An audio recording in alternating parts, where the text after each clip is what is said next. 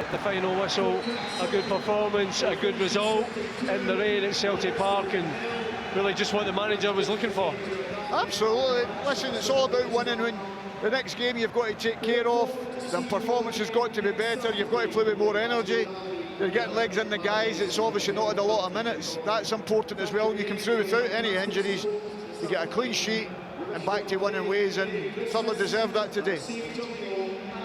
Well, the goals came in the second half. Celtic had dominated the first half, but it was Kyogo after 26 seconds of the second half. They got the game underway, the scoring underway, and that was added to by Liam Scales just about 6 minutes later. A header from a Luis Palma corner. Of course, he got man of the match, and I suppose the wide men, you know, he'll be pleased with what he's contributed this afternoon. Absolutely. I thought that's why we started the game ever so well. And I said Liam Scales passed the ball more to Luis Palma in that period than I've seen him all season. Gave him it early, get him facing up 1v1s, getting crosses in the box. Kyogo was making great runs, a couple of really good chances, wasn't good defending from them. But you've got to keep doing that, and that's when I think Palmer's at his best, when he puts the early crosses in the box. And to be fair, Greg Taylor, we spoke about his unselfish running to create the space for him at times. But Kyogo getting in the box, getting a goal, fantastic, delighted for him, and we know he's more than capable of the chances. The more times you put the ball in the box. Yeah, well, good to see Kyogo get back on the score sheet, his 9th goal of the season. But the most important thing, of course, was the 3 points this afternoon, and Celtic have delivered. They dominated the game in terms of possession, chances, and got the goals that their performance deserved. 3 games to go before the winter break, 3 important games, and they start on Boxing Day, 3 o'clock kickoff at Dens Park, and Celtic TV will be there to bring all the action for you as we hand back to the studio. Peter and I wish you all, when it comes, a very happy Christmas with your families wherever you are in the world, but we will leave you in the capable hands of Jerry and Simon as it's finished here at Celtic Park this afternoon. Celtic 2, Livingston 0.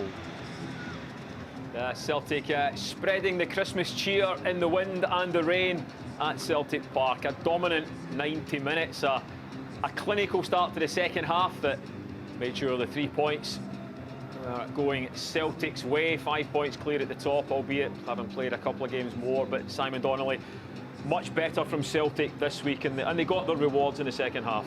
Yeah, they did, and you know, the reaction at the start of the second half, effectively the game was won in that first few minutes with the 2 goals.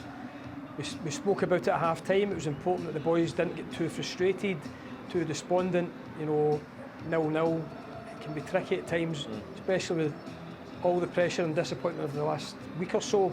But they reacted brilliantly there and effectively killed the game within 10 minutes of that. John Ledwith, when he spoke to Brendan Rodgers pre-match, he asked him about Daizen Maeda and his intensity and his fast running, and the manager said, yeah, but it can't just be him. Yep. When you look at the players going round there, obviously they're delighted, but just looking at the colour of the strips and the shorts, I mean, every single one of them put in a shift this afternoon. Yeah, and difficult conditions as well with the wind. You know, as I said at half-time, it's okay with a bit of rain, but when you add the wind into that, it can be tricky. As I say, they're trying to open up a Livingston team who have got all their bodies behind the ball, making it really difficult at times. But a couple of nice goals scored. Palmer with another couple of assists. You know, his numbers are quite impressive from starting here at Celtic, goals and assists. I'm not sure he's impressed by the Scottish weather. He won't be. He won't be.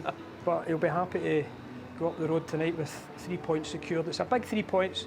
Paul touched on there, we said before the game, important 4 games. Now there's an important 3 before the break. I mean, look at just how dominant Celtic were. We expected that in terms of possession, but Livingston with 0 shots on target, 0 corners. I think Paul was right in the first half. There was a long kick out from their goalkeeper that reached Joe Hart, and he said, do we count that as a shot at goal? We knew they weren't going to come and threaten Celtic as an attacking force, but sometimes that can be very frustrating to try and play through. We mentioned it at half-time that they just needed to keep going, and hopefully the chances would come, and they did come. Celtic running out 2-0 winners.